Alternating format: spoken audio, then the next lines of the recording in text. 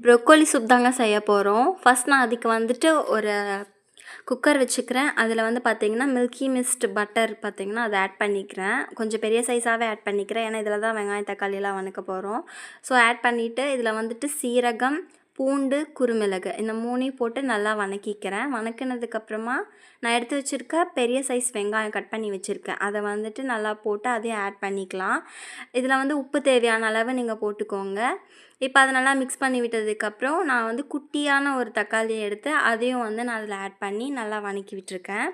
இப்போ ப்ரொக்கோலி பார்த்தீங்கன்னா, ஆல்ரெடி நான் வந்து பீஸா போட்டு நான் வந்து தண்ணியில் நல்லா கொதிக்க வச்சு, நல்லா வேக வச்சு எடுத்து வச்சுருக்கேன். அதையும் வந்து இப்போ நம்ம வெங்காயம், தக்காளி வதக்கியிருக்கோம் இல்லைங்களா, அதில் வந்து இதை ஆட் பண்ணி இதில் இன்னொரு வாட்டி நல்லா பெரட்டி விட்டு, தேவையான அளவு தண்ணி ஊற்றி இதை வந்து நீங்கள் குக்கர் வந்து மூடி போட்டு நல்லா வேக விட்டுருங்க. 2, 3 விசில் வந்து வந்ததுக்கப்புறம் இதை எடுத்து ஆற வச்சுக்கலாம். ஃபஸ்ட்டு ப்ரொக்கோலி, அந்த வெங்காயம், தக்காளி எல்லாம் போட்டு மிக்சியில் அரைச்சிடுங்க.